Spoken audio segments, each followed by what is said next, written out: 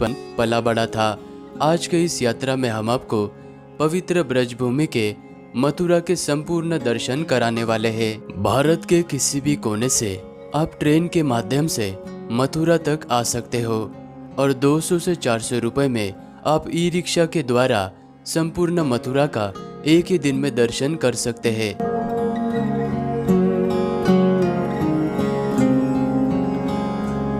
मथुरा में पहुंचते ही अपने होटल रूम में फ्रेश हो जाने के बाद मैं निकल पड़ा श्री कृष्ण जी के जन्मभूमि के दर्शन करने के लिए।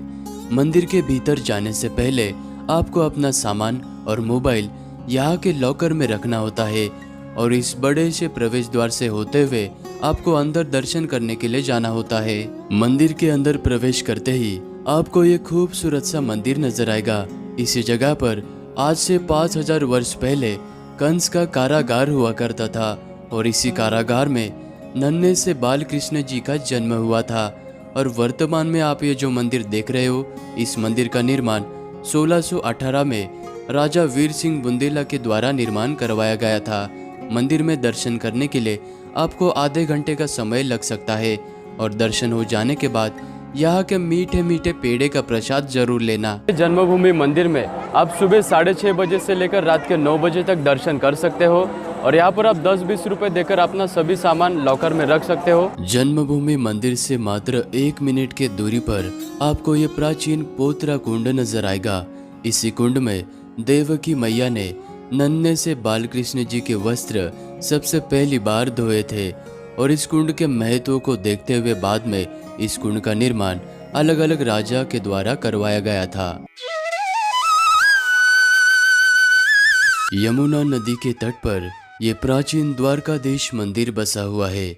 माना जाता है कि इस मंदिर का संबंध द्वापर युग से है, क्योंकि भगवान श्री कृष्ण जी द्वापर युग में इसी जगह से द्वारका नगरी की ओर पधारे थे।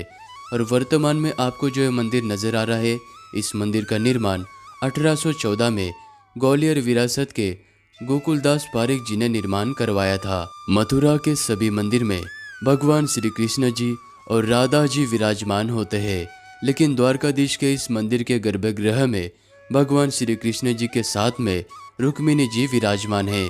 और इस मंदिर की कला, सुंदरता एवं भक्तिमय वातावरण को देखकर आपका मन प्रसन्न हो जाएगा। द्वारकाधीश मंदिर के दर्शन करने का समय सुबह 6:30 बजे से लेकर दोपहर के 11 बजे तक और फिर शाम को 3:30 बजे से लेकर 7 बजे तक का है।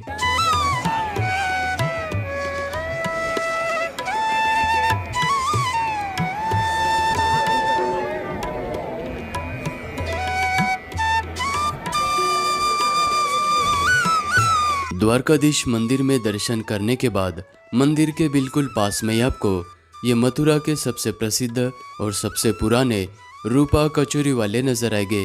यहाँ पर आप फाफड़ा, जलेबी, इस तरह के तरह तरह के स्वादिष्ट व्यंजनों का लुत्फ उठा सकते हैं। अगर आप मथुरा में दर्शन करने के लिए आते हो तो यहाँ पर आप यहाँ की स्वादिष्ट कचौरी जरूर ट्राई करना। द्वारकाधीश मंदिर से मात्र 5 मिनट के ही दूरी पर यह विश्राम घाट स्थित है। माना जाता है कि भगवान श्री कृष्ण जी ने कंस का वध करने के बाद इसी जगह पर विश्राम किया था, इसलिए इस जगह को विश्राम घाट के नाम से जाना जाता है। यमुना नदी में स्नान करने के बाद आप 50 से 100 रुपया देकर यहाँ पर नौका विहार करते हुए खूबसूरत यमुना नदी के दर्शन और साथ ही में यहाँ के सभी घाट के दर्शन भी कर सकते हैं।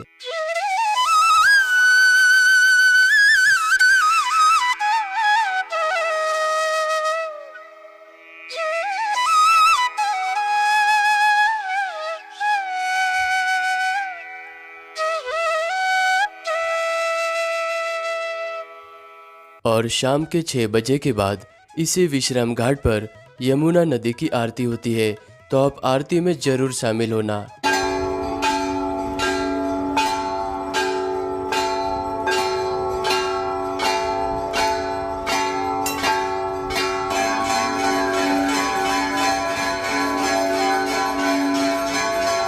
विश्राम घाट से मात्र 5 मिनट के ही दूरी पर भगवान श्री कृष्ण जी के मामा कंस का किला स्थित है। इसी जगह पर 5000 वर्ष पहले कंस का किला हुआ करता था। मोहम्मद गजनबी और मोहम्मद गौरी जैसे लोगों ने इस किले को कई बार तोड़ा।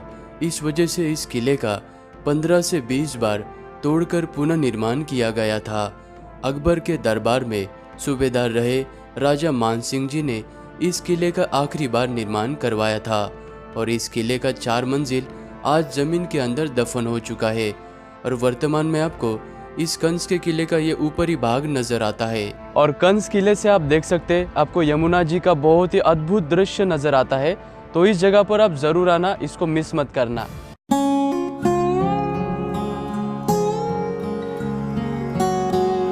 प्रकृति के शांत वातावरण में और मथुरा से वृंदावन की तरफ जाने वाले रोड के किनारे पर ये खूबसूरत सा बिरला मंदिर स्थित है। इस मंदिर का निर्माण सेठ जुगल किशोर जी ने अपने माता पिता की याद में करवाया था और इस मंदिर के गर्भगृह में चक्रधारी श्री कृष्ण जी की मूर्ति विराजमान है और इस मंदिर का निर्माण महाभारत की गीता से प्रेरणा लेते हुए इस मंदिर का निर्माण कार्य किया गया था। बिरला मंदिर में आप दर्शन करने के लिए सुबह 6 बजे से लेकर दोपहर के 12 बजे तक आ सकते हो और बाद में दोपहर के 2 बजे से लेकर रात के 8 बजे तक आप यहाँ पर दर्शन करने के लिए आ सकते हो। अभी हम श्री कृष्ण जी के जन्मभूमि से 4.5 किलोमीटर के दूरी पर स्थित इस खूबसूरत जय गुरुदेव जी के मंदिर के पास में आ चुके हैं और यह मंदिर भक्तों के लिए सुबह 7 बजे से लेकर रात को 10 बजे तक यहाँ पर दर्शन के लिए खुला रहता है। मथुरा का सबसे खूबसूरत मंदिर होने के कारण इसे मथुरा का ताजमहल भी कहा जाता है क्योंकि इस मंदिर को संगमरमर के पत्थरों से बनाया गया है और इसकी ऊंचाई 160 फीट है। मथुरा की यात्रा में आप यहाँ पर भी आकर दर्शन जरूर करना। संपूर्ण ब्रजभूमि की रक्षा करने के लिए यहाँ पर भगवान शिव जी 4 स्वरूप में विराजमान है। उन्हीं में से एक है भूतेश्वर महादेव जी। अगर आप मथुरा की यात्रा में भूतेश्वर जी का दर्शन नहीं करते हो तो आपकी मथुरा की यात्रा अधूरी मानी जाती है और इसी जगह पर 51 शक्तिपीठों में से 11वां शक्तिपीठ यहीं पर है। इसी जगह पर माता सती के केश गिरे थे, तो यहाँ पर भी आप दर्शन जरूर करना। मथुरा में संपूर्ण दर्शन हो जाने के बाद आप यहाँ के म्यूजियम में जरूर जाना क्योंकि म्यूजियम के अंदर हिंदू देवी देवताओं की प्रतिमा, बौद्ध भगवान जी की प्रतिमा आपको देखने को मिलती है और ये सारी प्रतिमाएं भारत के कोने कोने से जमीन के अंदर से एक्सकेवेशन करके निकाली गई है, तो यहाँ पर आप जरूर आना। मैं मथुरा में आनंद गेस्ट हाउस इस होटल में रुका हूँ। ये वाला होटल जो मथुरा, वृंदावन, गोकुल, गोवर्धन परिक्रमा ये वाले एरिया के बिल्कुल बीचों बीच में ये वाला होटल लोकेटेड है। आप चाहे तो इस होटल में भी रुक सकते हैं। मैंने सारी डिटेल्स डिस्क्रिप्शन में दी हुई है, वहाँ से आप कांटेक्ट कर सकते हैं। अगर मेरी ये वीडियो आपको अच्छी लगी तो वीडियो को लाइक करना, चैनल को सब्सक्राइब करना